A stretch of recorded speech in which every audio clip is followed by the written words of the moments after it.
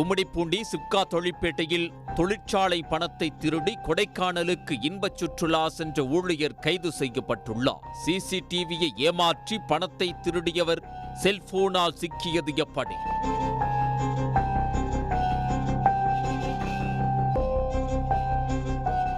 திருவள்ளூர் மாவட்டம் கும்மிடிப்பூண்டி சிப்கா தொழிற்பேட்டையில் 100க்கும் மேற்பட்ட தொழிற்சாலைகள் அமைந்துள்ளன. வாகன டயர்களுக்கான நைலான் கயிறு உற்பத்தி தொழிற்சாலையில் ஏராளமானோர் பணியாற்றி வருகின்றனர். இங்கு தினசரி தேவைகளுக்காக கையிருப்பில் 2 லட்சம் ரூபாய் வரை பணமாக வைத்திருப்பது வாடிக்கை. இந்த நிலையில் தொழிற்சாலையில் பணியாற்றி வந்த காசாளர் சிவக்குமார் வழக்கம் போல 1,70,000 பணத்தை பெட்டியில் போட்டு அலுவலகத்தில் வைத்து பூட்டிவிட்டு சென்றுள்ளார். மறுநாள் சென்று பார்த்தபோது பணப்பெட்டி காணாமல் போனது தெரிய வந்தது. இது தொடர்பாக தொழிற்சாலை நிர்வாகி ஜெகதீஸ்வரையா சிப்காட் காவல் நிலையத்தில் புகார் அளித்தார்.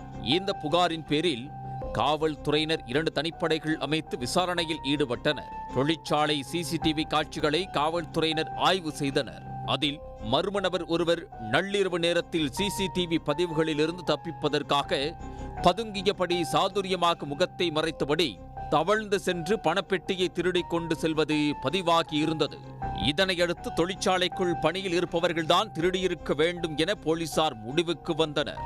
தொடர்ந்து கண்காணிப்பு கேமரா காட்சிகளில் இருந்த நபரை போன்ற பணியாளர்களின் விவரங்களை தொழிற்சாலை அதிகாரிகளிடம் கேட்டறிந்தனர். அப்போது திருட்டு சம்பவம் நடைபெற்ற மறுநாள் விடுமுறை எடுத்த ஊழியர்கள் பட்டியலை சேகரித்து அவர்களது செல்போன் சிக்னலை ஆய்வு செய்தனர். விடுமுறையில் இருந்த துப்புரவு பணி ஒப்பந்த மேற்பார்வையாளர் சந்துரு என்பவரது செல்போன் சிக்னல் கொடைக்கானலில் காண்பித்துள்ளது.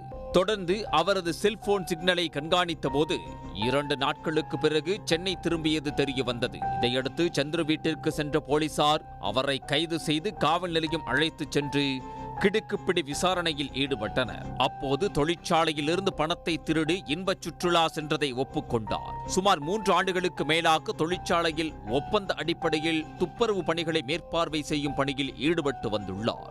இதன் காரணமாக தொழிற்சாலையில் உள்ள அனைத்து பகுதிகளுக்கும் தினந்தோறும் செல்வதால் பணம் வைக்கப்படும் இடத்தை நோட்டமிட்டுள்ளார். குடும்ப உறுப்பினர்கள் மற்றும் நண்பர்களோடு ஏற்கனவே திட்டமிட்டபடி கோடை சுற்றுலா செல்வதற்கு திருடிய பணத்தை பயன்படுத்தி உள்ளார். இதையடுத்து அவரிடம் மீதமிருந்த 70,000 ரூபாய் பணத்தை பறிமுதல் செய்தனர். தொடர்ந்து சந்துரு மீது 2 பிரிவுகளின் கீழ் வழக்கு பதிவு செய்து கும்மிடிப்பூண்டி நீதிமன்றத்தில் ஆஜர்படுத்தி புழல் சிறையில் அடைத்தனர். வேலை பார்க்கும் இடத்தில் பணத்தை திருடி கொடைக்கானலுக்கு இன்ப சுற்றுலா சென்ற ஊழியர் கைதான சம்பவம் பரபரப்பை ஏற்படுத்தியுள்ளது. உடனுக்குடன் செய்திகளை தெரிந்து கொள்ள சன் நியூஸ் பெல் ஐகானை கிளிக் பண்ணுங்க.